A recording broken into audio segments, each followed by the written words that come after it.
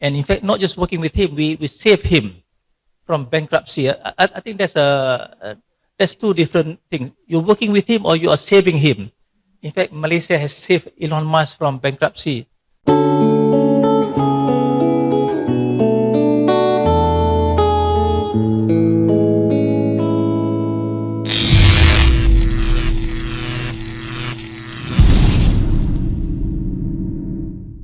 Okey, Assalamualaikum. Selamat datang ke podcast Recharge Usahawan. Seperti biasa dalam podcast ni kita akan ada tetamu. Tapi hari ni setting dia lain sikit. Bukan saja saya ada tetamu yang istimewa, kita juga ada tempat yang istimewa. Hari ni Alhamdulillah kita berada di Masa, salah satu unit di Masa, dia punya business school, Hanifah Business School. Jadi kita di lokasi yang special. Dan juga saya ada special guest hari ni. Dan saya tak nak buang masa, saya nak terus jemput saya punya special guest untuk perkenalkan diri beliau.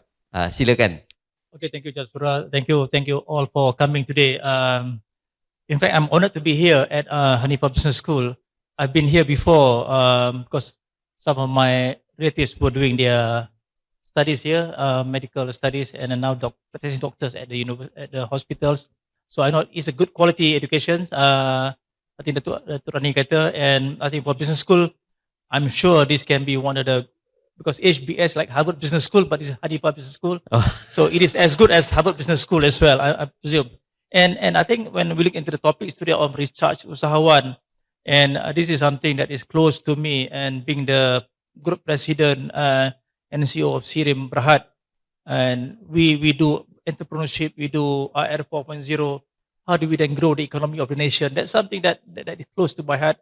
And I think when Jazura gave me a shout last week, I think that maybe they should get somebody else. And I said, this is not like KS, but then I think this is like AS. Al Jazura and Sabirin, so close to KS, but today is AS section. But this is going to be more of sharing and how do we then recharge our usahawan, because it is critical for Malaysia, especially during this challenging time, 2023A, not 2024. And how do we then get our economies back on the tracks and make sure that everybody on the street is doing this high income nation for Malaysia. So I think that's my preamble. Jazura, thank you. Okay. Thank you very much, Datuk. Itu terus dia preamble and introduction. Maybe a little bit about yourself. So the topic today is basically very much talking about visibility and networking, and we chose LinkedIn as the platform because I am a big fan of yours. Dah lama dah follow Datuk dekat LinkedIn. Before we go deep into LinkedIn, maybe a little bit about you personally. How long have you been with SIRIM and all that? Okay, actually, prior to SIRIM, I've been with a few other GLCs, maybe not too many. I was lucky in a way because I was given the opportunities. The word is opportunity here to become the CEO at the age of 33, and government picked me out from the universities. I was at the universities, USM then, and they picked me out to head one agencies doing space. Nobody does space those days in the 90s. And I think some of you have read my LinkedIn posting. I have the opportunity to work with Elon Musk. And in fact, not just working with him, we save him from bankruptcy. I think that's two different things. You're working with him or you are saving him. In fact, Malaysia has saved Elon Musk from bankruptcy because during those days when we were working in space programs, we were doing things with the Koreans, then launching this to the near equatorial orbit, which nobody has done. And Malaysia is, because we were discussing that if Malaysia was to go to space, for us, we must become the leaders. If we are to become the followers, we are going to be million years behind. So we have to become, like businesses, we have to become ahead of the games. So we decided that we go to this orbit, which is close to the equator, which benefit Malaysia. And then nobody goes to the equator. Nobody launched the satellites to the equator. I spoke to Ariana, spoke to the Indian, Chinese, Japanese. Nobody goes to the equator. Then somebody from SIRIM, now Airbus, they said, "Hey, what do you guys call this guy Elon in LA? He might have a solution for you." So I gave him a call one day over Christmas in 2004, and he picked up the phone over Christmas and said, yes, he can do it. So I think that's a typical business response. Yes, they can do it, even though he cannot do it. He cannot do it, but his first response, yes, I can do it. So I flew over to LA and said, can we do this dog leg maneuvers? But he said, I cannot do it from Cape Canaveral. It doesn't go to the equator. It's too far away. But then they put up the map. They look at, they said, I can buy this one island in Kwajalein over the Pacific, which is close to the equator, which can launch your satellites. And he did. He bought the little island of Kwajalein, and which is part of the Reagan Missile Test Center. So I was there a few times, and it's a very unique experience being in the Reagan Missile Test Center, because it's a missile test facilities where you have to be there. You got to be escorted, and nobody goes there. Even the Americans don't go there, and you have to be escorted. But after a few days, nobody wanted to escort you because you cannot go anywhere. It's a small little island, and then. But I said to Elon, I said, I do not want you to put on my satellites until you qualify a launch vehicle. So the first one he did, he failed. The second one he did, he failed. So he was a bit edgy because he's spending all his money. He spent $200 million US of his money from the sale of PayPal. And then third one, he failed. And the fourth one, he succeeded on the demonstration satellites. Then I said, okay, Elon, then you can put on my satellites. You can imagine at that time we are able to say no to Elon. And now it's hard to have negotiation with him. And we are able to say what we want. And I said, we wanted to move somewhere else if he could not do it. But I think he must have learned from our Chinese in Malaysia as well, that you must have yes first. In businesses, whatever you say, yes, I can do it. And he tried to do every single thing to make sure that we are satisfied, that we fulfill our requirements. And that's part of our customer experience. And I think then he put the requirements, and then we were supposed to be launching 3 satellites on the same go. But when we do the testing, only he can carry only the main satellites. The other 2 he cannot carry because he doesn't have enough speed to take us to the orbit. But we did launch that first satellites to the orbit, Razaksat, in the year 2009. So it has been a new something for Malaysia. And I have always tell this to many friends. And he was indebted to us because at that time he has almost zero in his pocket because he has spent all his money. And I asked Elon, I said, Elon, what is your main differentiator between you and the other clever people in the States? Because there are many clever people in the States. And he said, he has deep enough pocket. Even that deep enough pocket has a hole as well. At $200 million, he has spent all this money. And because NASA said to him, find me one commercial customer, then we give you a break of $1 billion to build a bigger launch vehicle. And we were the first customers. We give him the big break. Nobody trusted him. Even the Westerners, even the Americans don't trust him then. We trusted him. And because of that, he wanted to give some show of appreciation to Malaysian. So he offered us 10% shares in SpaceX. It was good if we could have accepted then. But somehow we decided, the government then decided not to take it. And so we lost the opportunities. And in fact, I have also invited him to become part of our advisors to the nation. And again, we rejected that offer for him to become the advisor to the countries. And today, you know, he is either himself or Jeff Bezos being the richest man in the world based on the share market. So it is about an opportunity, and whether you take that now or at that time. And sometimes it is in like businesses as well, you don't think too much. And sometimes we are spending too much time on doing analysis, but if you should have gut feeling and do it at a time. And those are my early experience doing doing space at the age of 33, and I was doing that for 22 years until I was I stopped doing it at 2019. 2019 when my contract was no longer renewed. And in fact, I take pride being the longest serving CEO in a government-owned company, which is not easy because government company has got a lot of politics and not many people got renewed their contracts. And I was the youngest and I was the longest serving in one organization. And now then I've been unemployed, so I understand the unemployment feelings, the feeling of isolation, the feeling of rejections. I do understand that. I think I applied to Masa, so they also rejected me at that time. And then so no, those were the challenges. Then I joined the oil and gas company as a CEO of one of the subsidiaries until the government called me up to head SIRIM in the year 2021. But my scary feelings then, because my first day of reporting was on the 1st of April. So it can be an April Fool. So I said, is this serious or is this something that you are trying to make fun of me? But Alhamdulillah, it is a serious appointment, and I've been leading SIRIM until today.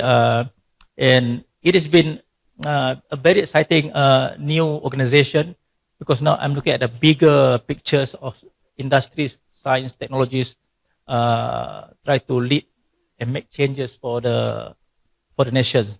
And coming back to those are the initial background, Jazra, if I may. And I am a newbie also for LinkedIn and social media.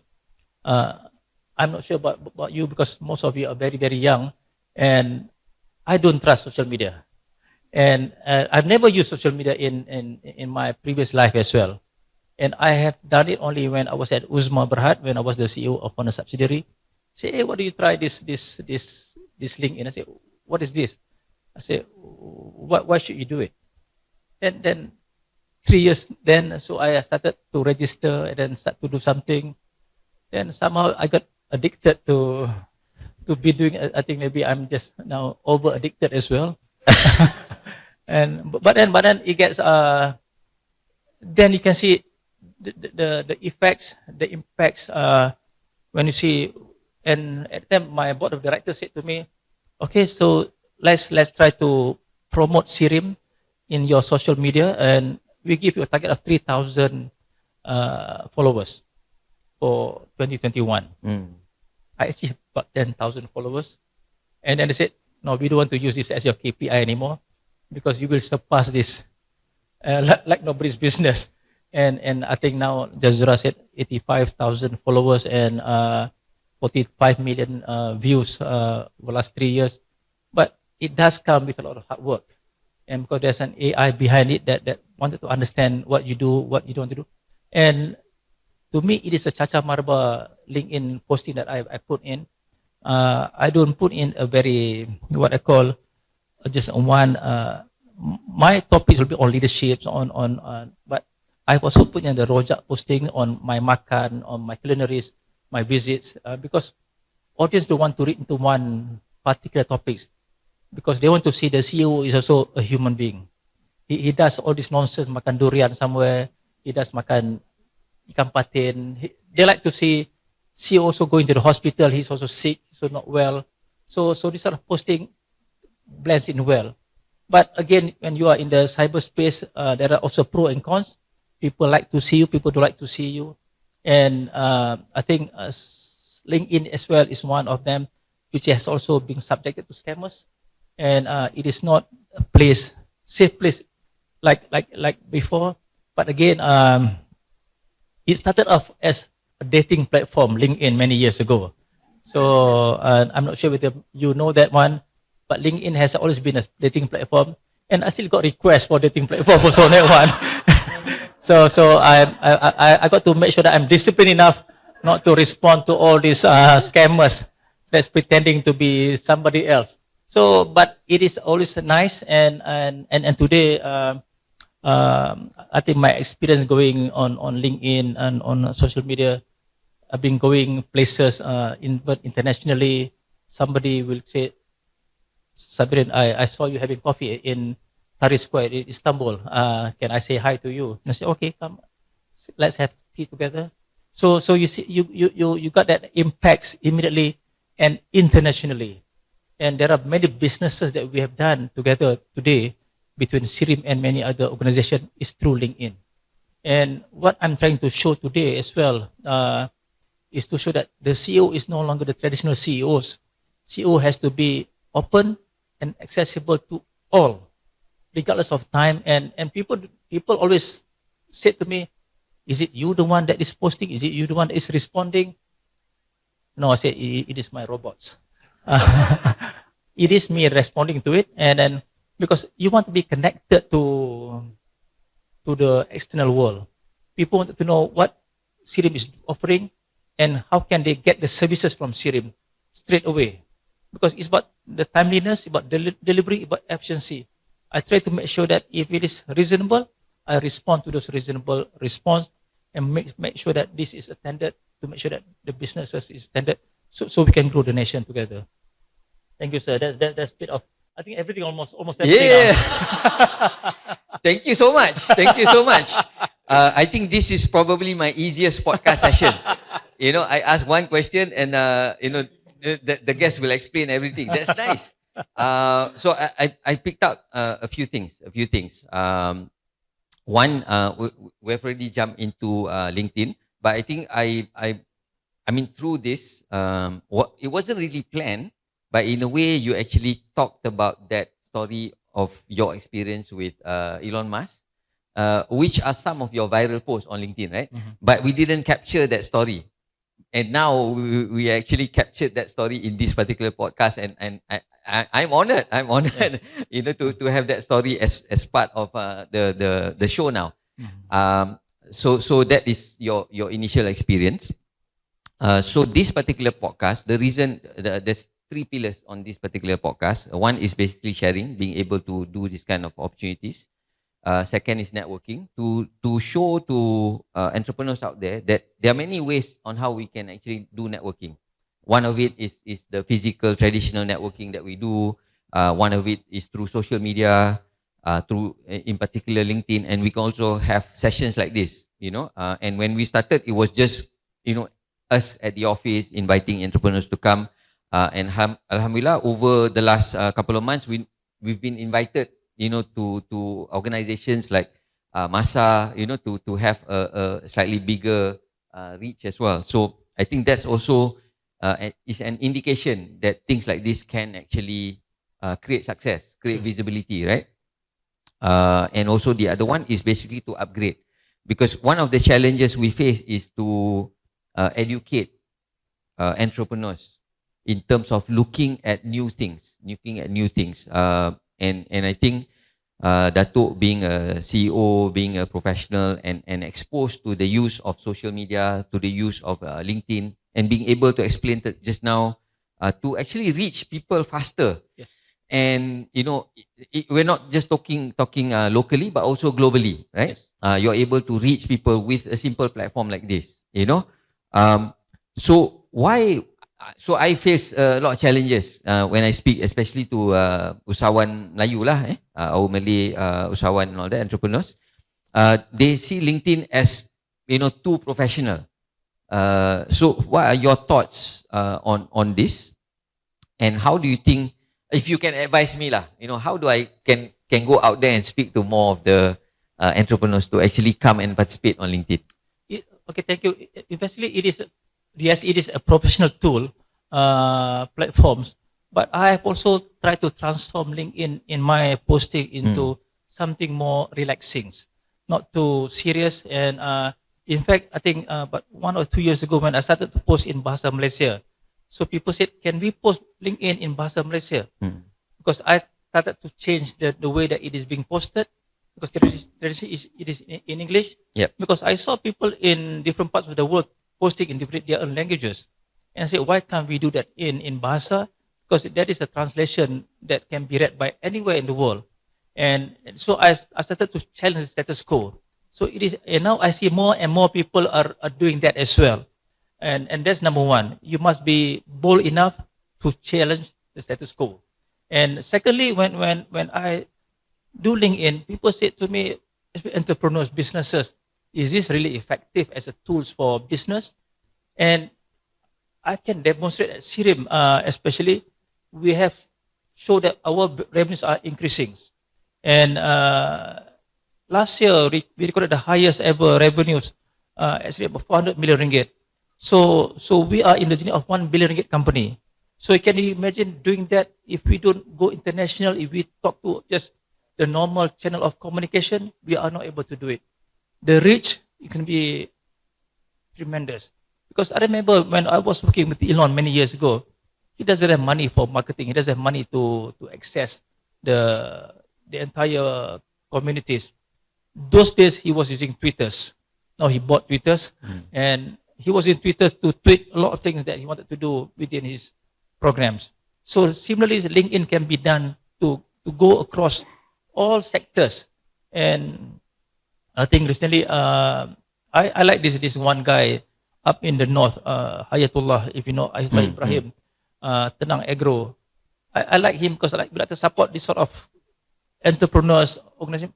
First, he is obviously a handicapped person, and he's also ADHD, anxiety, all sort of negative thing that you can associate with a person. He has it, but he can become an employer, and he has been on the directors of few companies.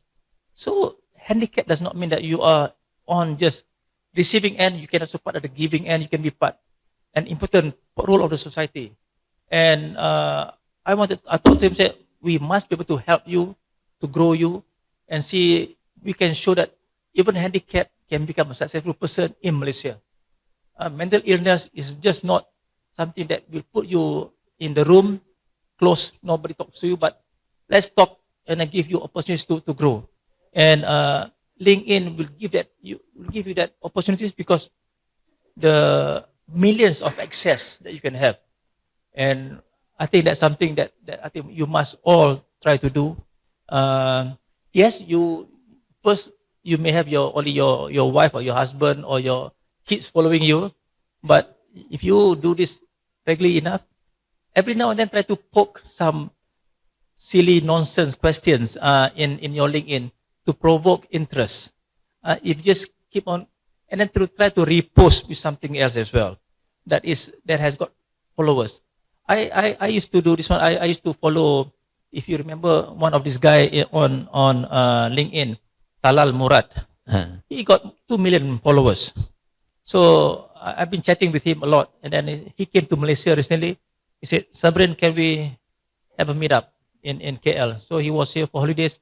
So we have a meetup. So and then he posted that one on his LinkedIn.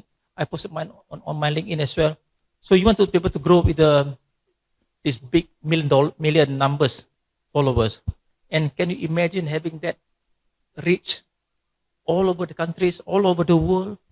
And you see people on the street say, "Hey, I am your followers. Hey, I am your," and I have been posting products of many entrepreneurs.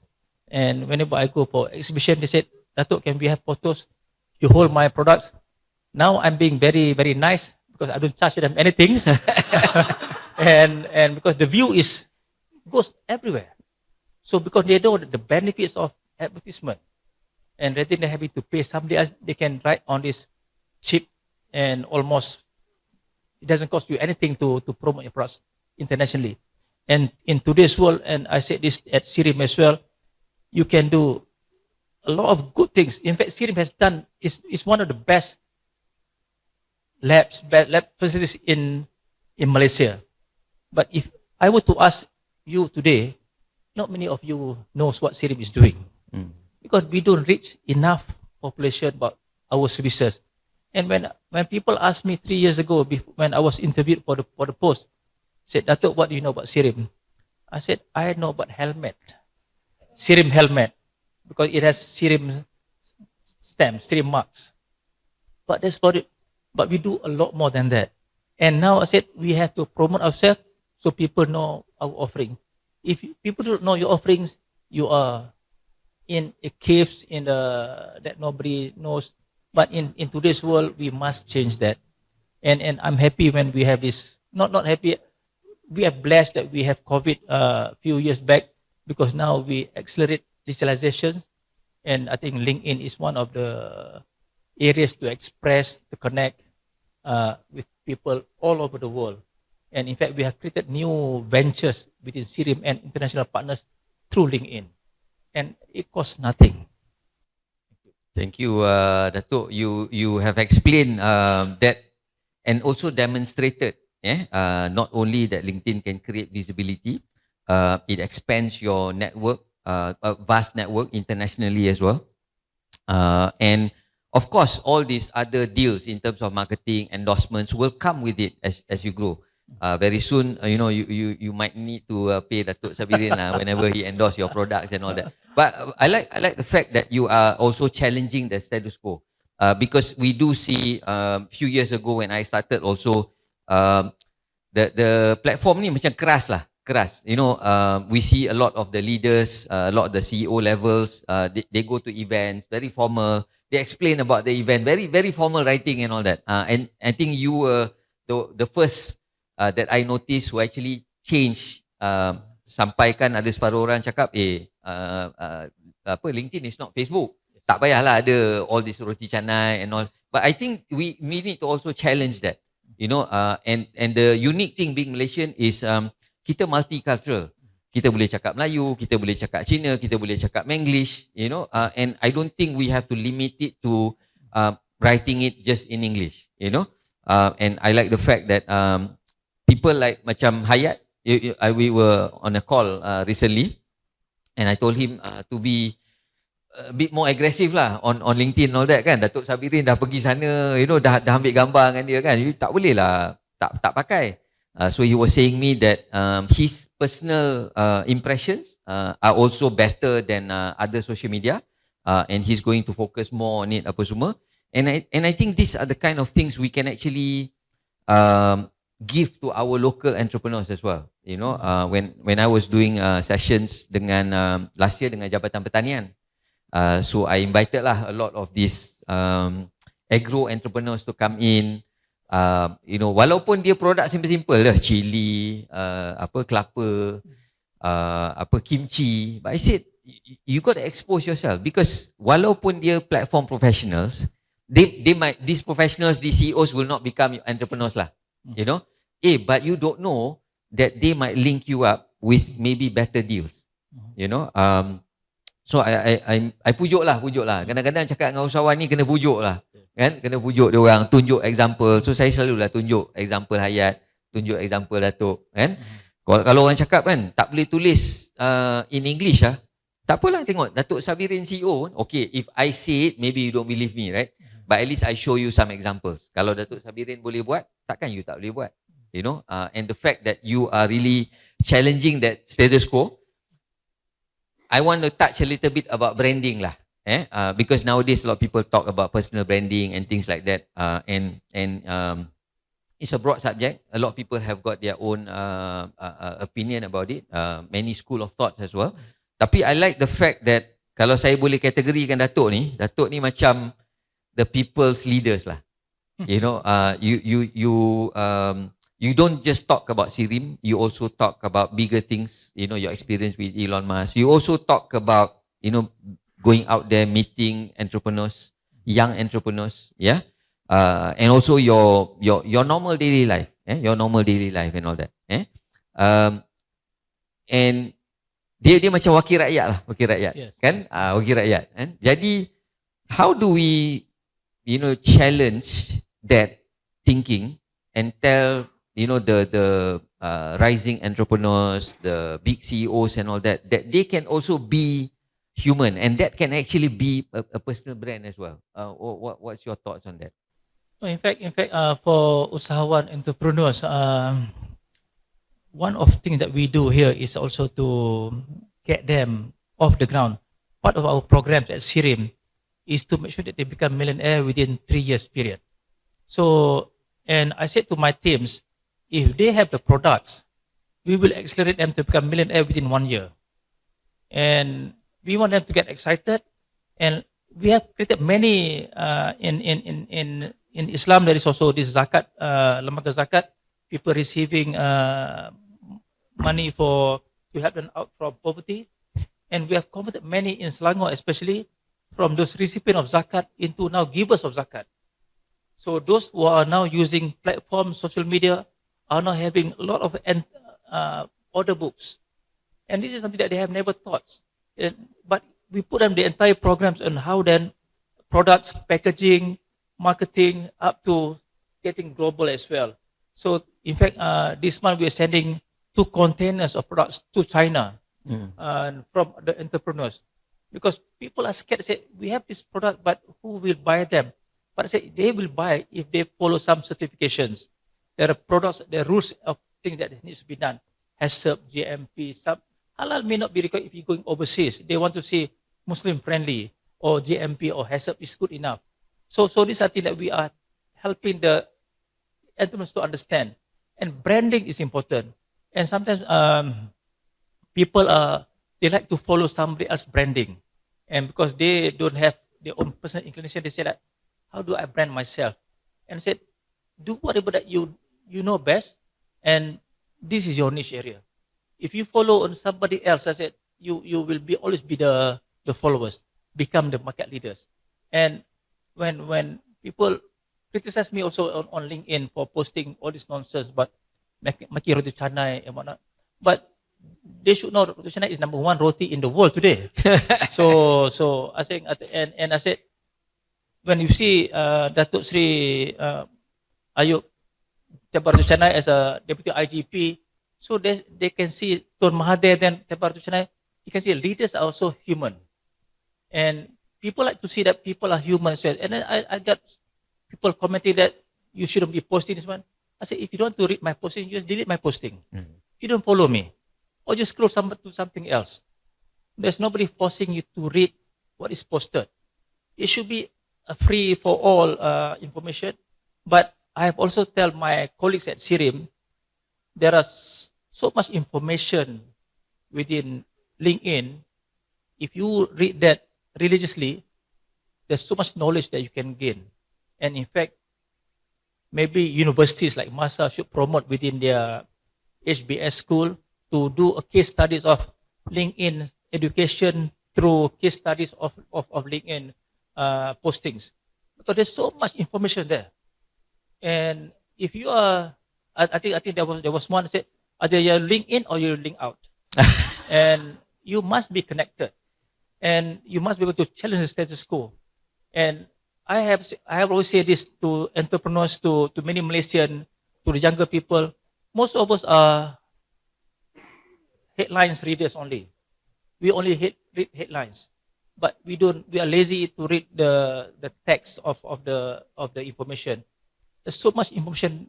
When I posted, people say, why am I posting so much on my LinkedIn and social media? It is for me first. I am reading those postings for me to engage, to discuss with many other people. I'm using this information about the new EV, the new technologies, when I'm communicating, having conversation with diplomats, with different leaders, CEOs from different countries to Malaysia. At Ministry of Investment, Trade and Industries, I'm using this information as part of my communications. And you don't have times to be reading to a lot of things. But these are huge information that you can get from LinkedIn. So I've said this is for me first. Icebreakers. And that's why you have to have this nonsense as well. This nonsense become your icebreakers when you are communicating. People don't like to talk to robot. And when you call helpline also, is please hold on, dial 1. You hate those numbers, but people like to talk to human. And let us be human. And human does all these things, nonsense and non-nonsense as well. Yeah. Thank you, Dato'. A very nice explanation on that about being human. I like to touch also. I mean, there was you suggested that maybe Masa pick up, doing this kind of research. Maybe we can launch a masterclass soon. I don't know, in collaboration with Masa. But I like the fact that they brand themselves as an entrepreneurial university. When I came here, I looked at some of their materials. Very nice, very nicely branded. positioning as an entrepreneurial university. And I like the idea that you can actually take your MBA with your experience. Yes. I never actually knew that. So I also like to now get to know what's available in the education punya side, because I also think that certification is important, and you mentioned certification. And we see in the business space or in the entrepreneur space, there's a lot of coaching or business mentoring and all that. And I feel one of the challenge is there's not much certification that manages that, such that you see various kind of people doing their style of mentoring and coaching and all that. And I think if you want to expand globally, you need certain certifications, not just for the products and service, but I feel leaders also need to have an opportunity maybe to take their MBA. Kalau tak sempat pergi kelas, maybe based on those experience. And I'm not sure the kind of thinking behind having those kind of credentials. But for somebody in your space, you work with a lot of young leaders as well, young CEOs as well. What's your view on adakah perlu kita continue our education, ada MBA, do a little bit of research? Because I think it's not just for the leaders. There's also another problem recently that I noticed. Youngsters also don't want to continue studies. They feel now, because social media is so fast, because you say we can build a strong network and all that, reach to millions, not just Malaysia but overseas. Now I don't need to continue my studies. I find a product or service and become an influencer, and I can grow wild on social media, make $1 million. Yeah. So what's your view on that? I think there is two school of thoughts on this one. And as a proponent of education, because I studied and I studied and I studied, because why I studied until my PhD is because I don't know what to do. And I have no ambitions then, being a kampung boy. A kampung boy has no ambition those days in the 70s, 60s. And those days we do not know. And I think those days growing up in the kampung, there are only three ambitions: either you become a policeman, a postman, or a teacher. Because you see this one in your communities. You see postmen delivering letters every day to houses. Teachers are teaching you at schools. Or policeman because you can catch or shoot somebody else. And you feel that one is sexy enough. And then when I was offered to become an engineer, I asked my teachers, what is an engineer? They don't know what is an engineer. I used to don't know what is an engineer as well. I said, okay, I'll do an engineer. But before that, I was offered to do medicine. Came here to MU for 2 weeks. Then there was an offer to come. We were here for this orientation, and the government came and said they wanted to send people overseas and to do computer science, engineering. 20 of us left medicine to go overseas because we do not know what we want to do. And I have two ambitions going overseas: one to have a long hair, and one to play guitar. And that's my life motivations. And I continue doing my degree, my master's, my PhD, my postdoctorate until then. But I still believe that education is an important element within an ecosystem. And why we need to study is because we need to see a different breadth of understandings. Wanted to see the giving an analytical thinkings. So there's a difference between those with experience and those with experience plus education. It gives you a different analytical thinking. It gives you a different, and then people always ask me, they said, students ask me, why are we attending, I asked them, why are you going for examinations? And say, just to test your understanding. No, I said, we are not testing your understanding. We are giving you examination to give you an artificial pressure to resolve certain question within a specific period of time. Because we think this pressure for students, whether you can do it or not, because in real life, you have a lot of pressure. It is an open book in real life. You can get information through at your fingertips today. But it is about dealing with pressure. The younger people today, I don't see them handling pressure well because they don't see the hard work that we used to do then to those days when we do have a lot of things. But again, when I was doing my work, I spoke to Elon, said, hey, shall we do MBA? I said, Sabirin, whatever you're doing today is MBA. MBA can be in the classroom, it can be in your workplace. This is my postdoctorate. And actually, but then you must understand the P&L, you must understand the balance sheet, you must understand.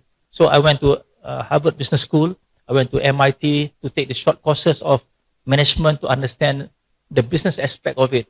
Again, like I said earlier on, I like to see Hanifa Business School taking the leadership, having the case studies of LinkedIn, social media in your entrepreneurship programs, because nobody has done it.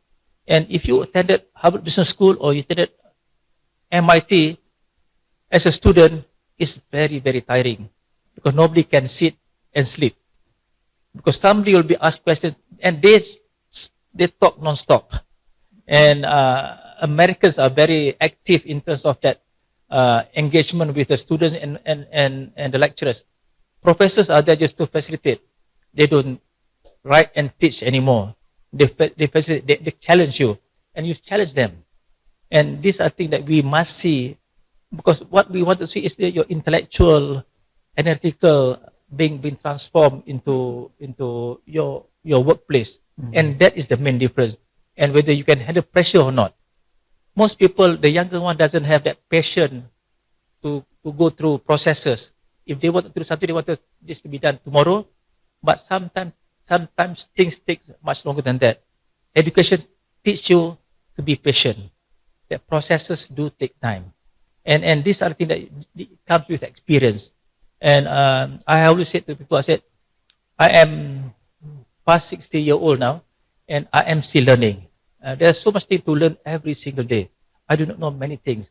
When I first started learning my computers, I used punch card. Nobody knows about punch card today, and big mainframe.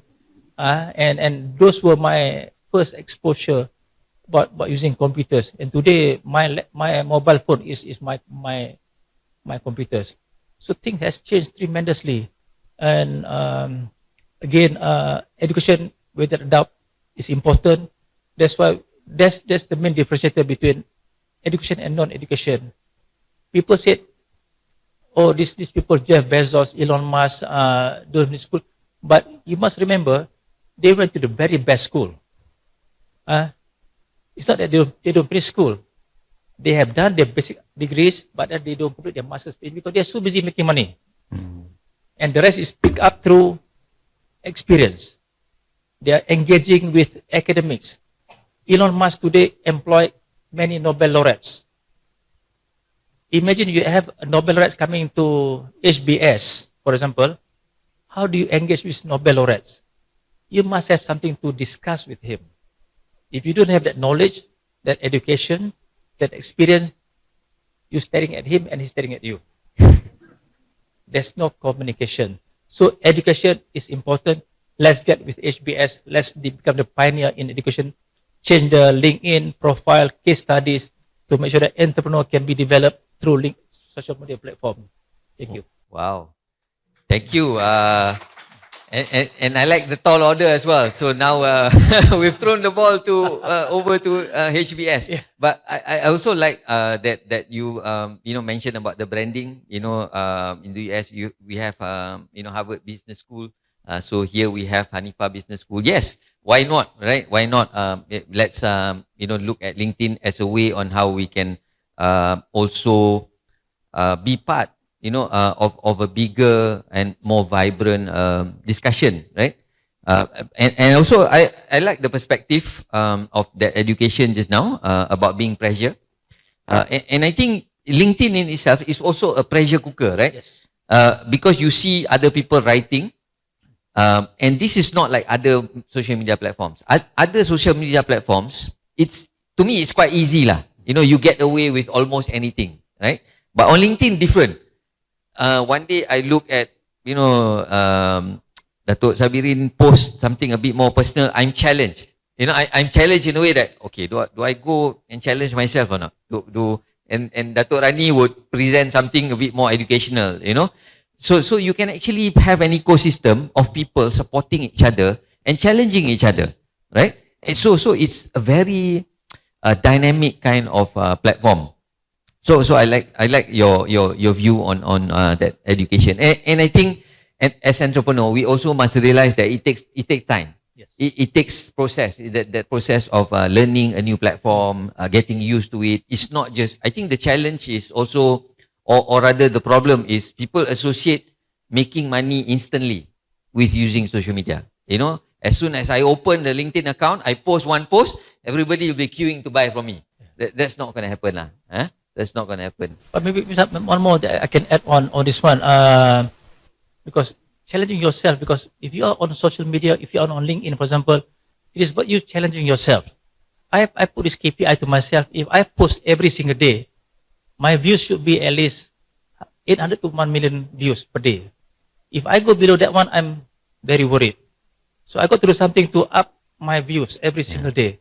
So if you can have that 1 million views every single day, so you're doing something useful.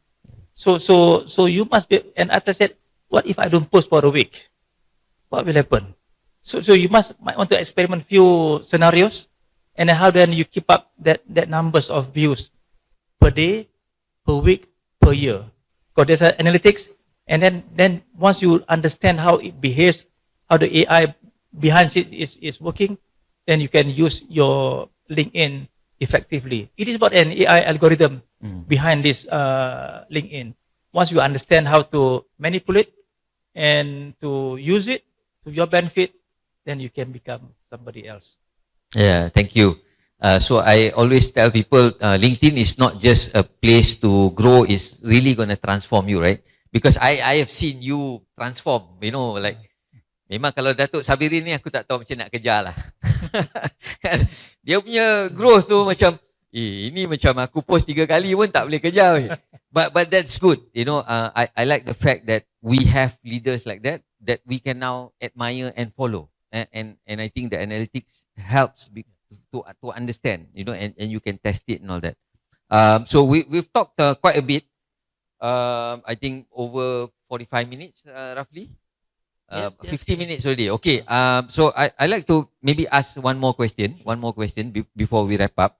Now I see a lot of people posting about AI, either in terms of design, in terms of sharing thoughts about AI and all that.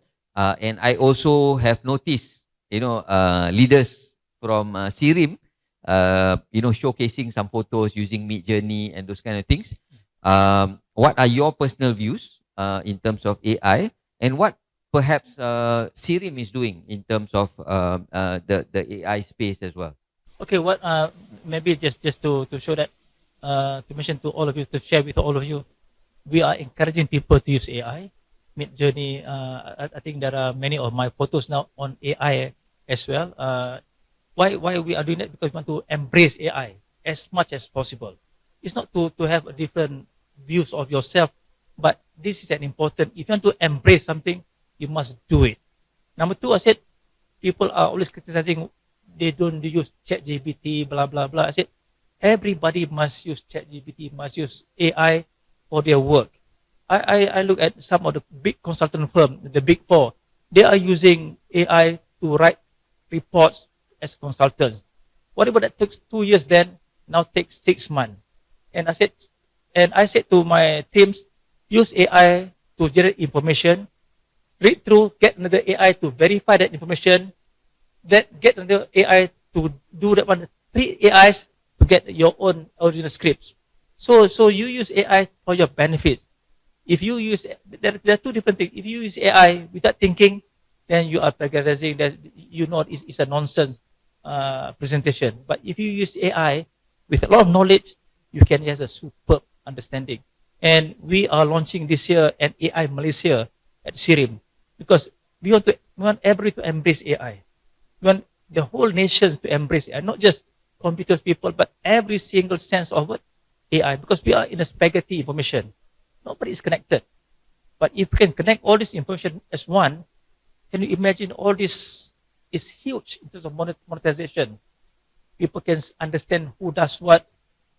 if people wanted to optimize us, capitalize on us, why don't we become the one who become the dominant rather than the one subservient to the entire AI communities? So AI, I'm a firm believer, and I want to do it. And SIRIM is going to be rolling out our AI Malaysia this year. Wow. Thank you, Datuk. Congratulations. I think that's also a nice wrap up in terms of the encouragement to embrace AI and test out. And I also in your statement, that is where education also is important, right? It's also about understanding. It's also about having higher visions and mission, and only we can use AI and embrace it and take it further, inshallah, for the benefit of businesses as well as for the nation. Yeah. So I think we're gonna wrap up the session. I'm truly honored to be in this particular session today with the support of Hanifa Business School, Masa, together with the CEO of SIRIM, one of I would say influential person on the LinkedIn space and all that. To have you personally, talking to us in this show, I think it's gonna take this hopefully to another level, so we can hopefully reach out to more people, and let's see where this takes us in the year 2024. Let's rock and roll. Let's rock and roll. Yeah. So thank you very much, Datuk. Thank you so much. So we'll talk to you again in the next episode, inshallah. Assalamualaikum. Waalaikumsalam warahmatullahi wabarakatuh.